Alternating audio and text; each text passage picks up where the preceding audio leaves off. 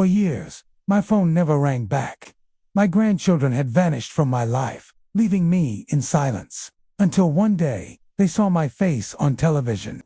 That single moment changed everything and brought me back into their world. My name is Elaine, and I have lived in Leeds, England, for all of my 76 years. Leeds has changed a great deal since I was a boy. Streets that were once quiet are now lined with coffee shops, and the skyline is cut through by new glass towers. But for me, in these later years of my life, the city feels smaller and lonelier than it ever has. My days stretch out long and silent, measured not by excitement or company, but by the tick of the old clock on my mantelpiece and the ring, more often the silence of the telephone by my armchair.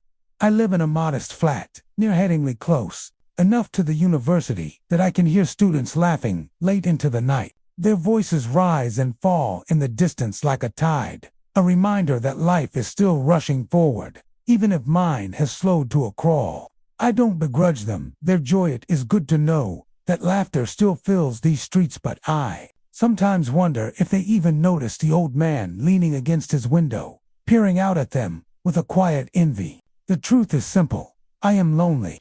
My wife, Margaret, passed away more than a decade ago. She was my compass, my warmth, the steady rhythm that made sense of everything. Since she left, the flat has been far too large for just one man. Even with all her photographs still hung carefully in their frames, even with her favorite teacup resting on the shelf, the rooms feel hollow. When I boil the kettle in the morning, I still find myself taking down 2 mugs by habit, then placing one back with a sigh. But my loneliness is not only about missing Margaret.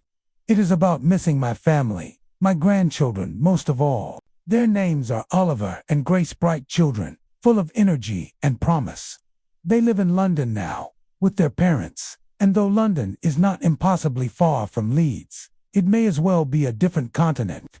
They never answer my calls. Every morning, after my tea and toast, I sit by the telephone. It is an old rotary phone, cream-colored, with a cord that has been twisted into loops over years of use. My fingers know the numbers by memory. I hardly need to look as I dial. I wait, I listen to the ring, and I hope. Sometimes I leave a message. It's Granddad, just calling to hear your voices. Hope you're well. My voice sounds brittle when I play it back on the answering machine, as though it belongs to some stranger. The calls are rarely returned. Days stretch into weeks, weeks into months, and still the silence holds. Birthdays pass with no acknowledgement, not even a text message. Christmas cards are sent, but never replied to. I tell myself they are busy, has just started university, and Grace is finishing college, but in my heart I know the truth. They do not think of me as often as I think of them. To them, I am a distant figure, an obligation rather than a presence.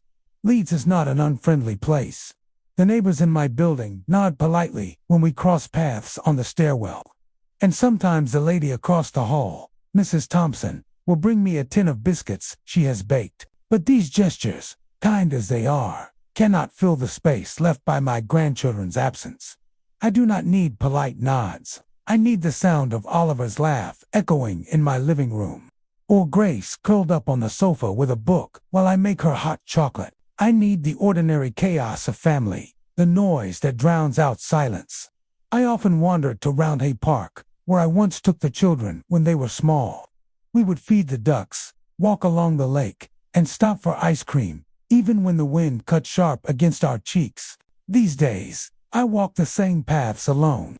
The benches are filled with young parents pushing prams, toddlers chasing after bubbles, teenagers taking selfies with their friends. I sit on a bench and watch them all, my memories overlaying the scene like ghosts. I can almost see Oliver at 5 years old, tugging at my sleeve to show me a particularly plump duck, or Grace balancing on the edge of the fountain, daring herself not to fall. I sometimes wonder if they remember those days at all. For me, they are etched into my heart, brighter than any other memories. But for them, perhaps they are faint, half-forgotten images, drowned out by new experiences, new friends, new lives. That is the cruelty of aging. What is most precious to us becomes trivial to those who come after. Evenings are the hardest. The flat grows colder as the sun dips behind the terraced houses and the silence presses heavier. I try to distract myself with the television news reports, old films, the occasional football match, but my mind drifts back to the same thought. Why don't they answer? I imagine scenarios. Maybe Oliver is embarrassed by my old-fashioned ways. Or Grace thinks I wouldn't understand her world. Maybe they mean to call, but never quite manage, putting it off until tomorrow, and then the next day, and then never. There is a particular ache in knowing you are forgotten while still alive. If I had passed away, perhaps then they would remember me, speak of me with affection, tell stories of the times we shared. But as long as I live, I am inconvenient, a reminder of responsibilities they would rather ignore. It is a cruel irony. I do not tell anyone about these thoughts. When Mrs. Thompson asks how I am, I smile and say, "Oh, keeping busy, you know." When the postman remarks on the weather, I reply cheerfully, as though nothing is wrong. It feels undignified to admit to loneliness, as though confessing it will make me seem weak. And yet, in the quiet of my flat, I cannot escape it. The loneliness is not just a feeling, it is a presence, as solid as any piece of furniture. Still, I try, I call, I write, I keep the kettle boiling in case someone decides to drop by. I tell myself that tomorrow might be different, that tomorrow the phone might ring, and I will hear Oliver's deepening voice or Grace's cheerful chatter. I imagine what I will say, how proud I am of them, how much I have missed them, how there is always a place for them here in Leeds. These rehearsed conversations are both comfort and torment, hope that is never fulfilled. And so my days begin and end with silence, with the weight of absence. Loneliness in Leeds is not about being alone in a city of 500,000 people. It is about being unseen, unheard, forgotten by the very people whose voices once filled my world with joy. Yet somewhere deep inside, I cling to a fragile faith. I believe that one day, somehow, they will remember me not as a duty or a distant figure, but as their granddad, Elaine, who loved them beyond measure. When the silence of the present becomes too heavy, I often retreat into my memories. They are both my comfort and my curse, bright, golden moments that warm me for an instant, but remind me of how far away they now feel. The mind is a strange thing. It holds on most tightly to what it fears losing. For me, that means the days when my grandchildren were small, when the house was full of noise, laughter, and the wonderful chaos that only children can bring. I can still picture the very first time I held Oliver in my arms. He was born on a rainy afternoon in London, and I had traveled down from Leeds on the early train, my heart pounding with anticipation. My daughter, Rebecca, looked exhausted but radiant, and there in her arms was this tiny bundle with a shock of dark hair. When she placed him in my arms, he opened his eyes for just a moment, and I felt something shift inside me. It was as though I had been given a new purpose, a new chapter in life that I didn't know I was waiting for. From that day forward, I made it my mission to be the kind of grandfather who was present. I wanted to be more than a name on a birthday card or a voice on the other end of a phone. I wanted Oliver and, later, Grace to know me, really know me, in the same way that I wanted to know every detail about them. When Grace was born 2 years later, I felt my heart expand again. She was smaller, more delicate than Oliver had been, but she had a fierce little cry that filled the room. Holding her felt like holding the future itself, fragile but limitless. I promised myself, and silently promised Margaret too, that I would pour everything I had into being their granddad. In those days, the house in Leeds was rarely quiet. Every school holiday, Rebecca would bring the children up from London, and our home would transform from a still, tidy place into a whirlwind of energy. I remember the way Oliver would race down the hallway, his footsteps pounding against the wooden floorboards, while Grace toddled after him, determined not to be left behind. Roundhay Park was always our favorite outing. Margaret would pack sandwiches, crisps, and little cartons of juice, and we'd set off with the children in tow. The ducks became our regular companions. Oliver named one particularly large duck Captain Quackers and insisted we look for him every time we visited. Grace, on the other hand, was fascinated by the flowers. She would stop every few steps to point out a daisy or a tulip, her tiny hands reaching out as if she wanted to pluck the colors straight out of the ground. One spring afternoon stands out more clearly than most. The sun was gentle, the air fresh with the smell of new blossoms, and the park was alive with families enjoying the day. Oliver, then about 7, had brought a football, and we kicked it back and forth on the grass until we were both breathless. Grace, only 5, was twirling around nearby, pretending she was a ballerina. Margaret sat on the blanket, smiling at us all, her face glowing in the afternoon light. I remember thinking, this is it. This is what happiness looks like, even ordinary. Evenings at home felt extraordinary. After dinner, we would gather in the living room. I'd settle into my armchair with Oliver on one side and Grace curled against me on the other, a book open on my lap. I must have read The Wind in the Willows 100 times, but they never tired of hearing about Mole and Ratty and Toad. Grace would always interrupt to ask questions, but why did Toad drive the car if he knew it was dangerous? While Oliver would roll his eyes, but secretly hang on every word. When the story ended, Margaret would bring us all hot chocolate, extra marshmallows for the children, and we would sit in that warm bubble of family, safe and content. Birthdays were grand occasions. I wasn't wealthy, but I saved for months to buy thoughtful gifts. For Oliver's 10th birthday, I bought him a model train set, knowing how fascinated he was with the trains at King's Cross Station whenever we traveled. The look on his face when he opened it, pure joy, unfiltered and bright, remains etched in my memory. For Grace, on her 8th birthday, I gave her a little silver locket with a picture of Margaret inside. She wore it constantly for years, holding onto it like a secret treasure. It wasn't just the big events, though. It was the little things that stitched themselves into the fabric of my heart. The way Oliver's laughter would echo off the walls when I made a silly joke. The way Grace's small hand would fit into mine when we crossed the road. The way Margaret's eyes would soften when she watched me with them, as if she was proud of the kind of grandfather I had become. I never imagined that these moments would fade. I thought, foolishly perhaps, that they would grow into adults who carried those memories as tightly as I did, that they would look back and feel the same warmth. But life moves quickly for the young.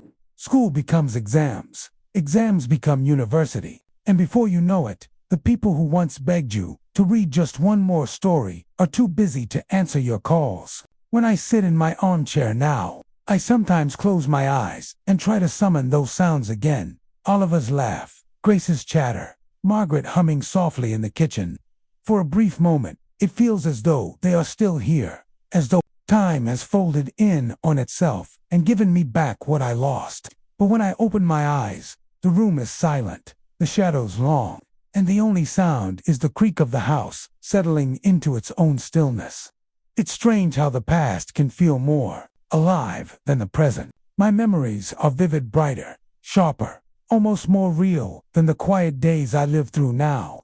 Perhaps that is why I cling to them so tightly. They remind me that I once had a life full of love and laughter, that I was once at the center of my grandchildren's world.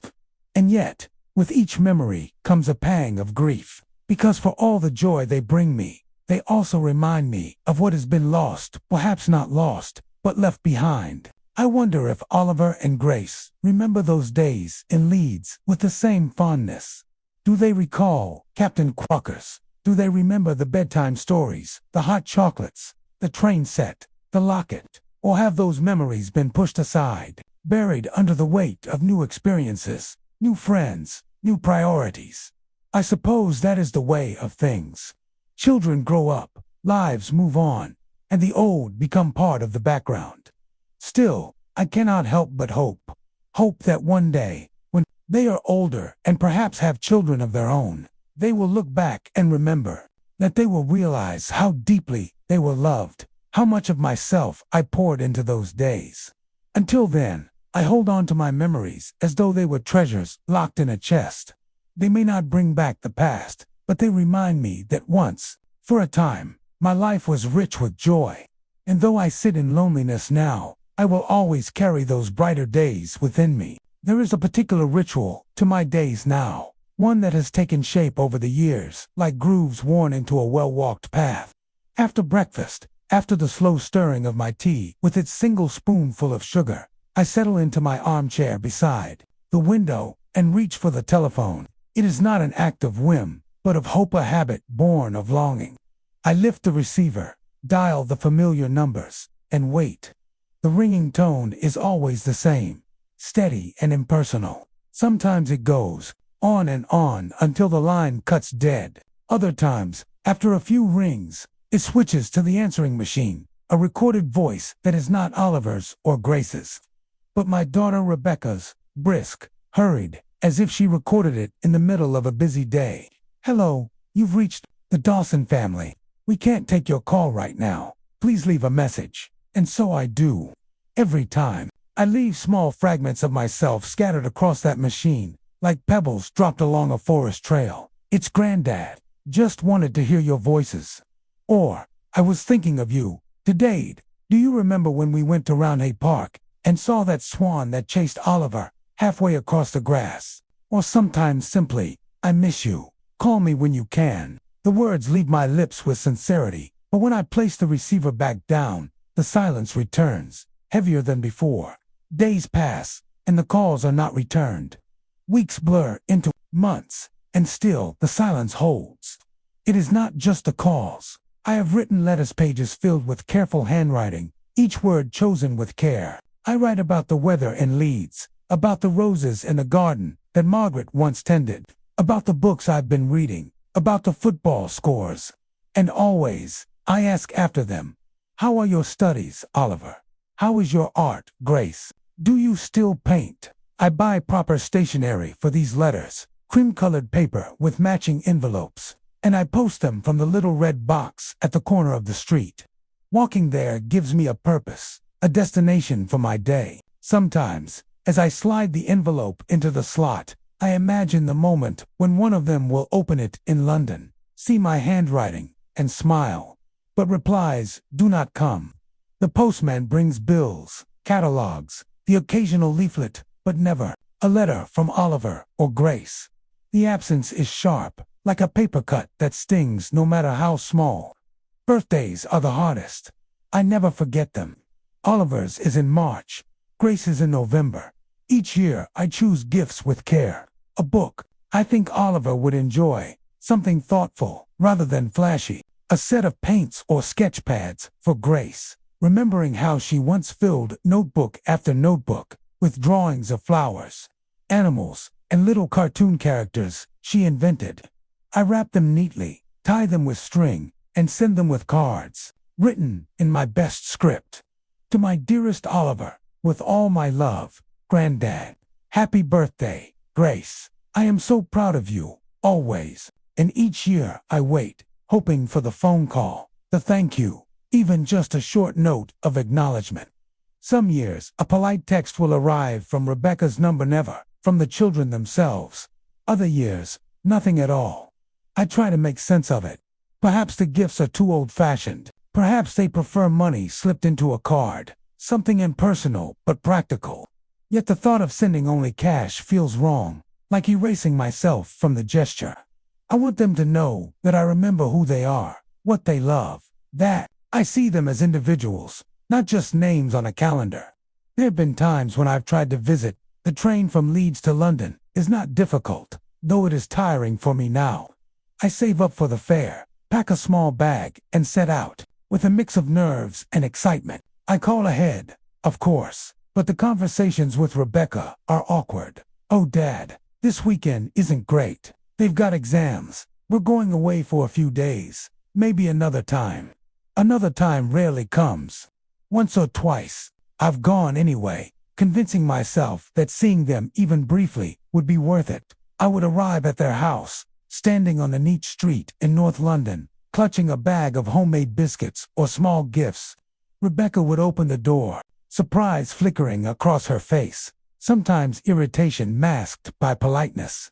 "Dad, you should have called. The kids are out." And so I would sit awkwardly in the kitchen, drinking tea, while Rebecca talked about her work, her husband's schedule, the endless busyness of their lives.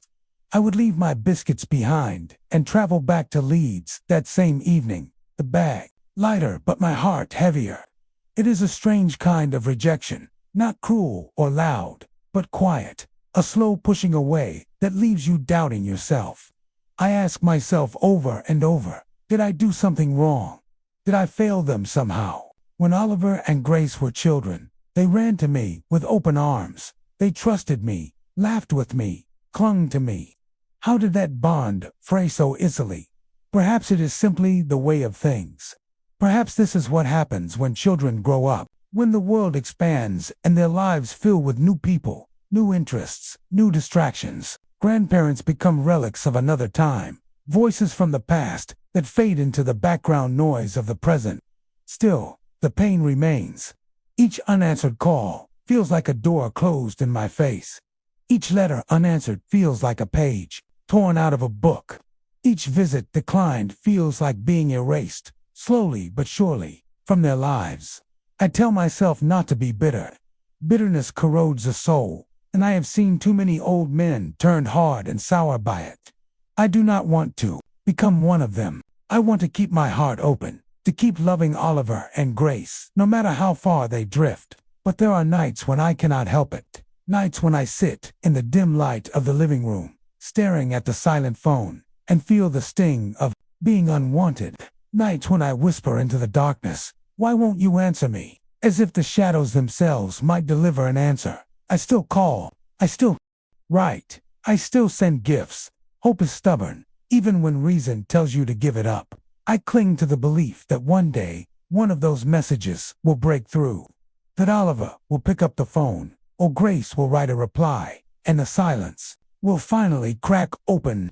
Until then, I remain here in Leeds, reaching out into the void, waiting for a response that never seems to come. Life has a way of surprising you, even when you think every day will look the same as the last. I had settled into a rhythm of disappointment. My mornings with unanswered calls, my afternoons wandering round Hay Park, or staring out the window, my evenings with the quiet hum of the television. It was a routine I both despised and depended on, and then, quite suddenly, a knock on the door disrupted it. It was a Tuesday afternoon in early spring. The daffodils had just begun to bloom along the pavements, and the air smelled faintly of rain. I remember because I had been staring at those flowers from my window, thinking how Margaret used to cut them for our dining table. When the knock came at first, I thought it must be Mrs. Thompson from across the hall, bringing me another tin of her shortbread. But when I opened the door, I was met with two strangers, a young woman holding a clipboard and a man carrying a camera bag. "Mr. Elaine Dawson?" the woman asked, her smile quick and professional. I nodded, uncertain. "My name's Sarah Bennett," she said, extending her hand. "We're with the Leeds Community Center. We're working with the BBC on a documentary project called Forgotten Voices of Britain. We're looking to speak with residents about loneliness, aging, and community. Would you be willing to share your story?" For a moment, I just stared at her. The words swirled around in my head, but I couldn't quite make sense of them. Me, on television. I almost laughed at the absurdity. Who would want to hear about an old man whose grandchildren didn't even bother to answer his phone calls? "I'm not sure I have much to say," I mumbled, clutching the doorframe. Sarah's smile softened. She must have seen the hesitation on my face, the instinct to retreat. "That's what everyone says at first," she replied. "But your story matters. Loneliness is something so many people go through. And sometimes hearing one person speak honestly about it can make others feel less alone." The cameraman gave me a polite nod, as though to assure me this wasn't some trick. Still, I hesitated. There was something deeply vulnerable about opening up my life, my pain, for strangers to examine. I wasn't sure I had the strength for it, but Sarah seemed to sense my reluctance. She lowered her voice, speaking more gently. "You don't have to decide now. We're filming at the community center this Saturday. You're welcome to just come along, meet the team, and see what you think. No pressure." I found myself agreeing, almost against my will. Perhaps it was the kindness in her eyes, or perhaps it was the faint spark of curiosity that stirred in me. After all, what did I have to lose? My days were already filled with silence. Maybe speaking those truths aloud would lessen their weight. That Saturday, I dressed carefully, polished shoes, pressed shirt, the navy jumper Margaret had knitted for me years ago. I caught the bus to the community center, my stomach knotted with nerves. The hall was bustling with activity, cameras being set up, chairs arranged in circles, cups of tea being poured. Sarah spotted me almost immediately. "Mr. Dawson, I'm so glad you came." She guided me to a quieter corner, introduced me to the rest of the crew, and explained the process. It wasn't an interrogation, she assured me, just a conversation. When it was my turn, I sat in a simple chair before the camera. The bright lights made my eyes water, and I felt self-conscious, fiddling with my hands. But then Sarah, seated just off camera, asked softly, "Can you tell us what a typical day is like for you?" The question was simple, but it opened a floodgate. I found myself describing my mornings by the telephone, my walks through Roundhay Park, the empty evenings, when the shadows seemed to grow too long. I spoke of Margaret, her absence, still so palpable, of Oliver and Grace, the unanswered calls, the letters with no reply. My voice shook at times, but Sarah nodded encouragingly, and the cameraman's gaze never wavered. The more I spoke, the lighter I felt. It was as though I had been carrying a heavy stone in my chest for years, and now, finally, someone was willing to take a share of its weight. At one point, I paused, embarrassed by the tears in my eyes. "I'm sorry," I muttered, dabbing at them with my sleeve. "Don't apologize," Sarah said gently. "This is your story. It's important." By the time the interview ended, I felt strangely exhausted, but also relieved. For the first time in years, I had spoken openly about my loneliness, without fear of judgment or dismissal. As I was leaving, Sarah touched my arm. "Thank you for trusting us. Your voice will mean a lot to people." I smiled faintly, though I still doubted her words. Who would care about me, an old man from Leeds, when the world was filled with flashier stories? Still, I thanked her, boarded the bus home, and returned to my quiet flat. The days that followed were much the same as before, calls unanswered, letters unreturned, but a small flicker of anticipation had been lit. Somewhere, out there, a piece of my life was being shaped into something others might see. When the program finally aired, a few weeks later, I nearly missed it. I'd forgotten the date until Mrs. Thompson knocked on my door, breathless with excitement. "Elaine, you're on telly tonight. BBC Yorkshire, 8 o'clock. Don't you dare miss it." I laughed nervously, but that evening, I settled into my armchair, with the television tuned to the right channel. And then, there I was, my own face filling the screen, my own voice echoing through the flat. It was surreal. I watched myself speak of loneliness, of silence, of longing for my grandchildren, but hearing it played back, framed by the documentary's careful editing and gentle music, I realized something extraordinary. My story sounded like it mattered. I wasn't just an old man rambling into a void. I was part of a larger truth, one that resonated beyond my small flat in Leeds. I didn't know it then, but that broadcast would set into motion a chain of events I could never have predicted. The night the documentary aired, I thought perhaps no one would notice. BBC Yorkshire was not exactly prime-time entertainment, and besides, who would bother listening to the ramblings of an old man from Leeds?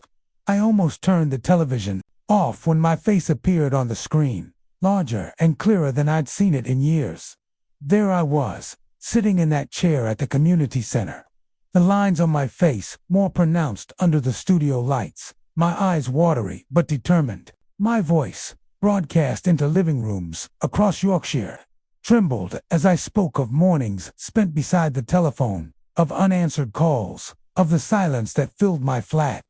I felt exposed, almost naked, as though I had invited strangers into the most private corners of my life.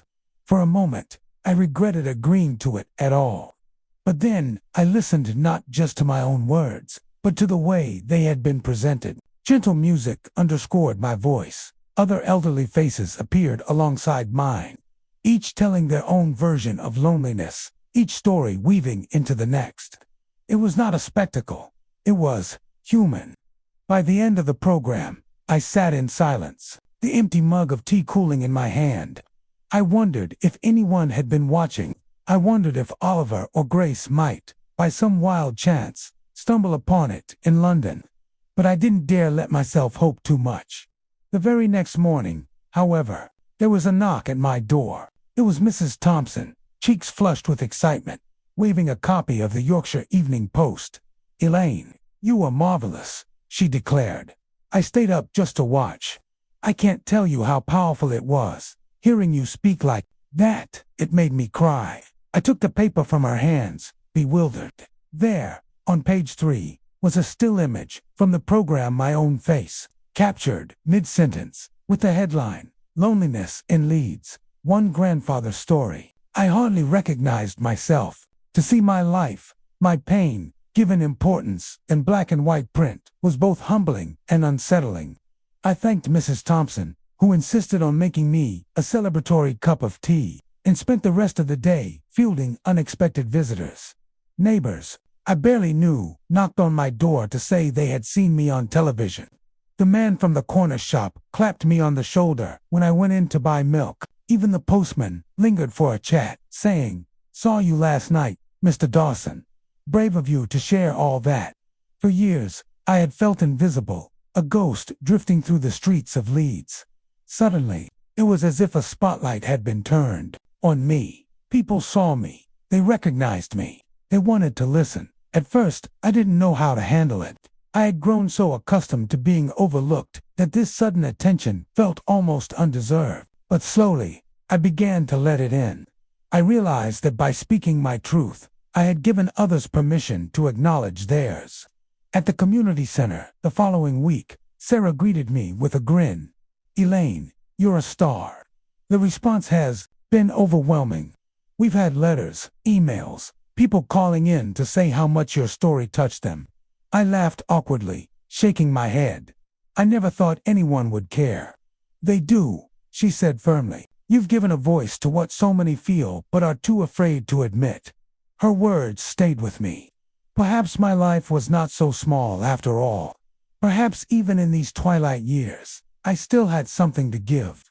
Yet, amid the encouragement and recognition, my thoughts kept drifting back to Oliver and Grace. Did they know? Had they seen me? Was there a chance that, sitting in their flat in London, they had switched on the television at the right moment and heard their grandfather's voice spilling out truths he could never tell them directly?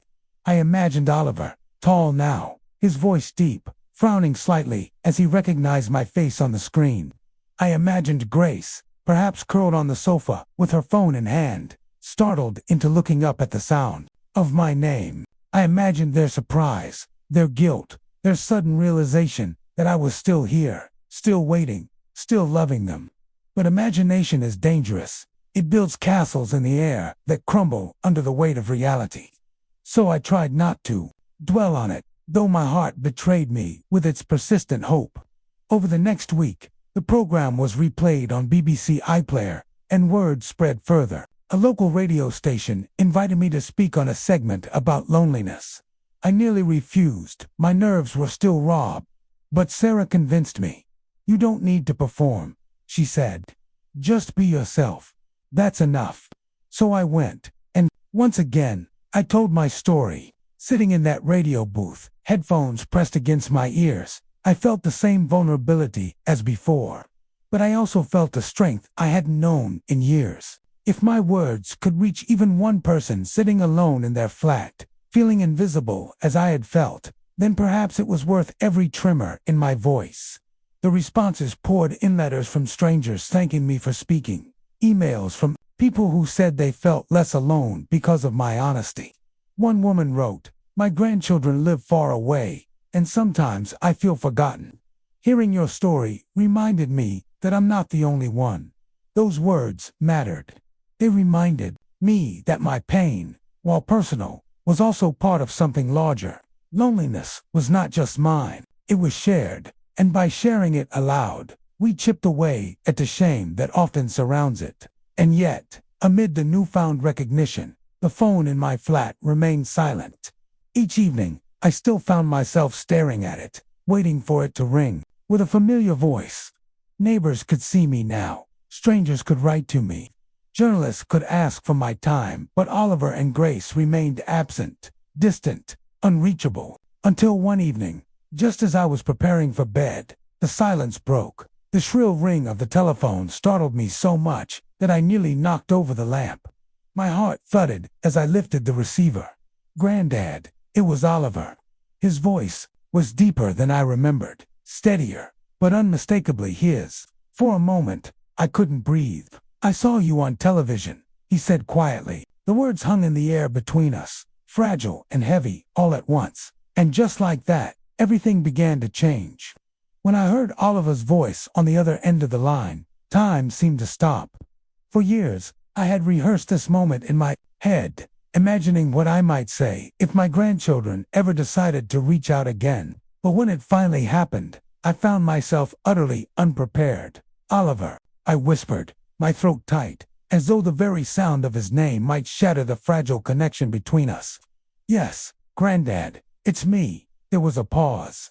I could hear the faint hum of city traffic behind him, the kind of background noise that told me he was calling from outside, perhaps walking, perhaps pacing nervously.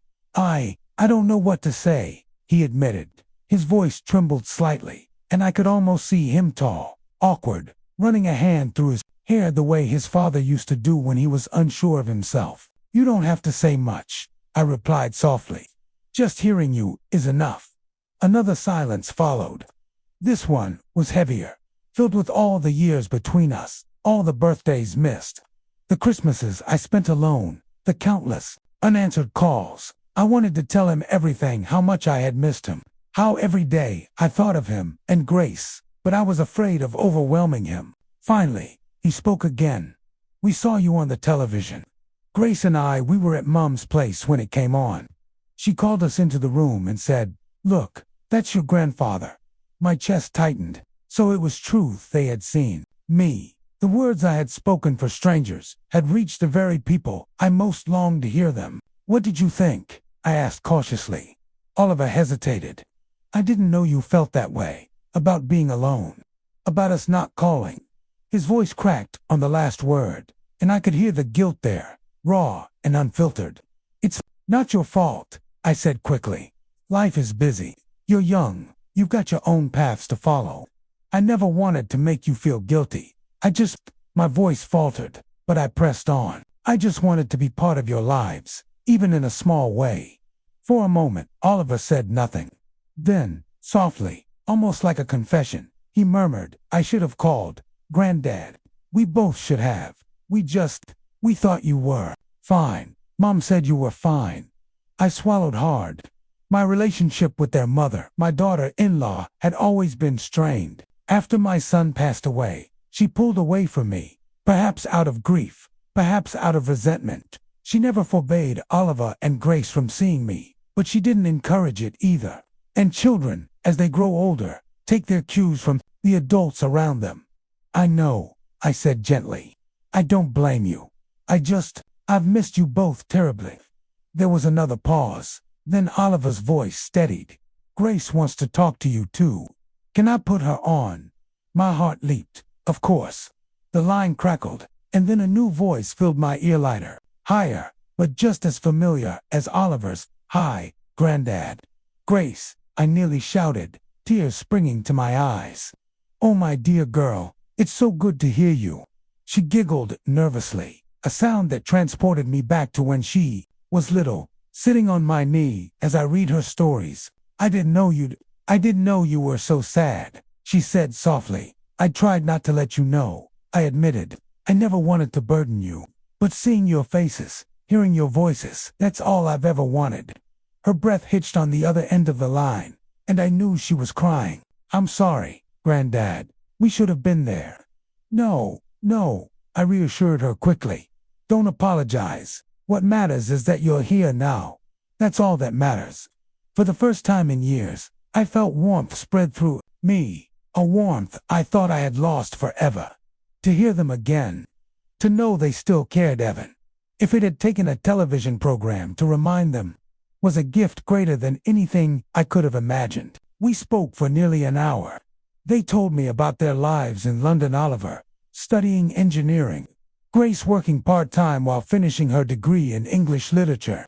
I listened hungrily, soaking up every detail, every laugh, every story. It was as if a dam had broken, and all the years of silence were being washed away in the flood of words. At one point, Grace said, "We want to come visit Granddad soon. Would that be okay?" I nearly dropped the phone. Would that be okay?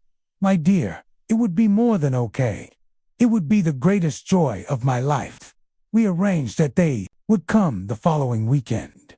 When we finally said goodbye, my cheeks were wet with tears, but for the first time in years, they were tears of joy. After I hung up, I sat in my chair, staring at the silent telephone, my heart still racing. The flat, usually so quiet, seemed to hum with anticipation. For years, I had lived in fear that my story would end in loneliness, that I would leave this world unseen, unheard.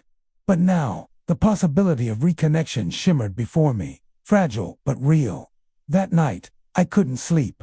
I kept replaying the sound of their voices in my head, smiling to myself in the darkness. The loneliness hadn't vanished. It never does. Not completely, but it no longer felt like a sentence. It felt like a chapter, one that might finally be closing, and for the first time in a very long time, I looked forward to tomorrow. The Saturday of their visit arrived like no other day I had known in years. I woke before dawn, unable to sleep, my heart thudding like a drum. For days, I had prepared the house, dusting shelves I hadn't touched in months, scrubbing the kitchen floor until it gleamed, even buying fresh flowers for the table. My flat had always felt like a waiting room, but that morning it felt alive, as though it knew something extraordinary was about to happen. By mid-morning, I had already checked the clock a dozen times. They were due to arrive around noon, coming up from London by train. I paced the living room, rehearsing greetings. In my mind, should I hug them straight away? Should I give them space? Should I apologize for everything, or simply let the silence of the years fade behind us? At 11:30, I heard a car pull up outside. My stomach flipped. I rushed to the window, and there they were, Oliver, stepping out first, tall and broad-shouldered, followed by Grace, her hair tied back in a loose ponytail, her smile hesitant but warm. For a moment, I froze. They looked older than the images I had carried in my mind. I had missed so much: school graduations, awkward teenage years, the small milestones that shape a person. And yet, even with all that time gone, they were still unmistakably mine. I opened the door before they could knock. "Granddad," Grace cried, and before I knew it, she had thrown her arms around me. Her embrace was strong, grounding, and I clung to her as though I might vanish if I let go. Oliver followed, quieter, more reserved, but when he wrapped his arms around me, I felt the strength of his affection in that brief squeeze. "It's really good to see you," he said, his voice low but steady. "And you," I whispered, my eyes stinging with tears. I tried to hold back. "Both of you," which stepped inside, and suddenly my little flat felt brighter, fuller. Their laughter filled the space, their voices bouncing off the walls. It was as if the silence that had haunted these rooms had been chased away in an instant. I made TV calls in Leeds, and in my world, every important moment begins with tea. We sat at the table, mugs in hand, and for a while, we simply talked. Grace told me about her studies at King's College London. She spoke with such passion about literature, her eyes lighting up as she described her favorite authors: Woolf, Baldwin, Morrison. I remembered the little girl who once begged me to read Alice's Adventures in Wonderland 3 nights in a row, and I smiled at how that love for stories had stayed with her. Oliver shared his challenges in engineering school. He was fascinated by renewable energy, he said, determined to contribute to a world less dependent on fossil fuels. As he spoke, I could hear echoes of my late son, his determination, his steady logic. It brought a lump to my throat, but also a strange comfort, as though a piece of my boy lived on in him. I listened hungrily, absorbing every word. For so long, I had imagined what their lives might be like. Now, finally, I was hearing it directly from them. At one point, Grace glanced around my flat. "It's nice here, Granddad," she said. I chuckled. "It's small, and it's quiet. Too quiet, sometimes. But it's mine, and today, it's perfect." Oliver smiled faintly. "I didn't realize how long it's been since we've been here. I feel a bit guilty." I reached across the table and patted his hand. "Don't waste time on guilt, lad. We can't change the past, but we can build something from today." Grace nodded eagerly. "Exactly. We came because we don't want to lose more time." Her words hit me like sunlight breaking through clouds. For years, I had lived in fear that I was already forgotten, that the distance between us had grown too vast to cross. But here they were, choosing me, choosing to rebuild. After lunch we had sandwiches and biscuits, simple but shared with joy. We decided to walk around Leeds. I took them to Roundhay Park, where I used to bring my son when he was little. The lake shimmered under the weak northern sun, and families strolled along the paths. Grace slipped her arm through mine as we walked, and I felt 20 years younger with her beside me. We sat on a bench overlooking the water. For a while, we were quiet, each lost in thought. Then Oliver spoke. "Granddad, why didn't you tell us how lonely you were? Why wait until a television interview?" I sighed. "Because I didn't want you to think of me as a burden. You're young, you've got your own lives. I thought if I asked for too much, I'd push you away. But in trying to protect you, I ended up pushing myself into silence." Grace squeezed my arm. "We should have called. We should have known. But we want to make it right now."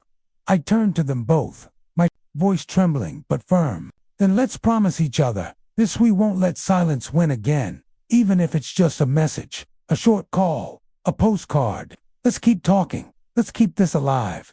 They both nodded, their eyes bright with determination. That evening, back at the flat, we cooked dinner together. Pasta, nothing fancy, but it felt like a feast. Grace chopped vegetables while Oliver stirred the sauce, and I set the table. The three of us moved around the kitchen in a kind of dance, laughing when Oliver dropped a spoon or when Grace teased me for putting too much salt in the pot. When we finally sat down to eat, I looked at them across the table and thought, this is what I've been missing. This is what makes life worth living. After dinner, we lingered in the living room, sipping tea and talking until the sky turned dark outside. At one point, Grace curled up on the sofa, her head resting against my shoulder, just as she had done when she was a little girl. Oliver leaned back in the armchair, content, his long legs stretched out. It wasn't grand or dramatic. It was simple, ordinary. But in its simplicity lay its miracle. When the time came for them to leave, I walked them to the door. Grace hugged me tight, whispering, "We'll be back soon, Granddad. I promise." Oliver shook my hand firmly, then pulled me into a hug. "This isn't the last visit," he said. I watched from the doorway as they walked to the car, their silhouettes framed by the streetlights. My heart ached as they drove away, but it was not the ache of loss. It was the ache of love, alive and renewed. That night, when I finally went to bed, I didn't feel alone. For the first time in years, I felt surrounded by memory, by hope, by the promise of tomorrow. And I knew then, with absolute certainty, that the visit had changed everything. In the weeks that followed their visit, my world changed in ways both small and profound. It wasn't sudden, like a light switching on, but rather a steady glow that grew brighter each day. For so long, I had lived in a routine that dulled the edges of life. Wake up, make tea, watch the news, walk to the shop, return home, and sit in silence until night fell. But now, there was color where there had only been gray. The very next morning, after their visit, I woke with a strange sense of anticipation. The flat still carried traces of their presence, the faint smell of Grace's perfume lingering in the hallway. The mug Oliver had used, resting by the sink. Even the sofa cushion held an imprint where Grace had curled up the night before. These little reminders filled me with warmth, as though they had left pieces of themselves behind to keep me company. And then, my phone buzzed. For years, my Phone had been little more than a clock, occasionally chiming with a bill reminder or an appointment notice. But that morning, it lit up with a message. It was from Grace. "Good morning, Granddad. Hope you slept well. We made it back safely last night. Already missing your tea." I stared at the screen for a moment, not quite believing it. A simple message, but it meant everything. I replied quickly, perhaps too quickly, afraid the magic might vanish if I didn't seize it. "Morning, love. I did sleep well. Thank you. Glad you got home safe. Tea will be ready whenever you visit again." Minutes later, Oliver sent one too. "Thanks for yesterday, Granddad. Really good to see you. I'll call you this week to chat about something I'm working on. Thought you might have some ideas." My eyes blurred with tears. They weren't just being polite. They wanted me in their lives. From that day forward, silence no longer ruled my home. My phone became a lifeline, buzzing with updates, photos, and calls. Grace would ring me in the evenings to share how her classes were going. Sometimes she read aloud passages from books she was studying, asking what I thought. Oliver sent me sketches of designs for his renewable energy projects, genuinely wanting my feedback. I felt useful, again, not just a relic of the past, but a voice that mattered in their present. The change extended beyond my flat. With their encouragement, I began going out more. Grace convinced me to join a local book club in Leeds, assuring me I'd fit right in. She was right. I discovered a group of people my age who loved discussing novels over tea and biscuits. For the first time in years, I laughed among peers, argued about characters, and even recommended a few of my old favorites.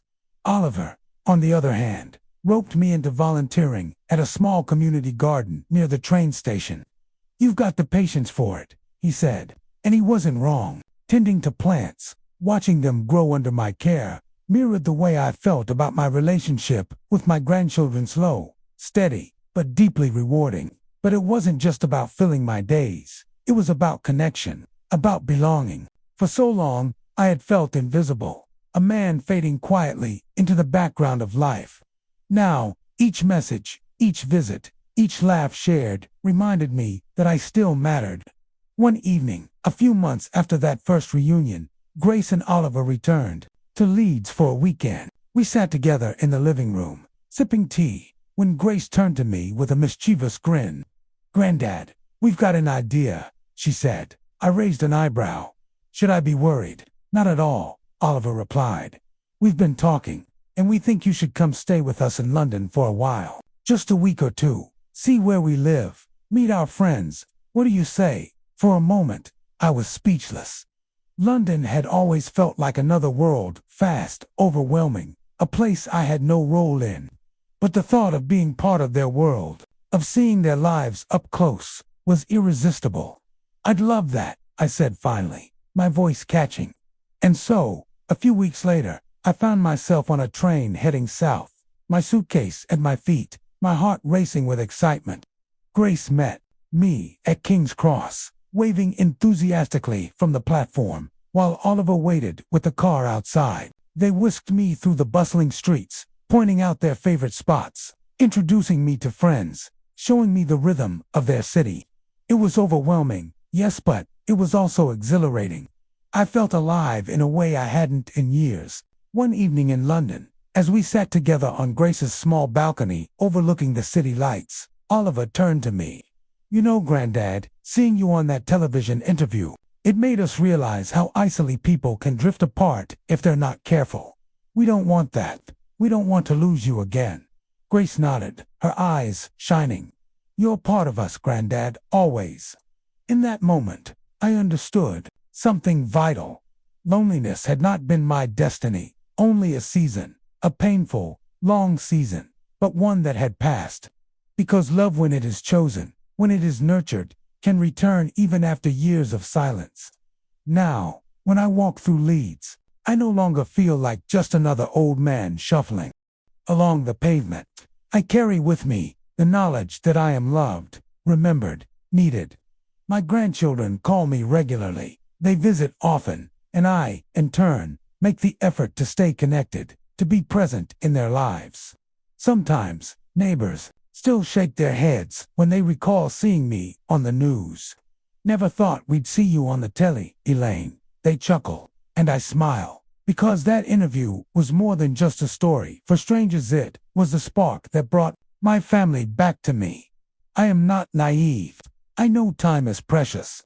I am in the later chapters of my life, and I cannot reclaim the years lost. But what I have now is richer than I dared dream. The laughter of my grandchildren echoing in my flat, the warmth of their hugs, the joy of simply hearing my phone buzz with their voices on the other end. I am no longer alone.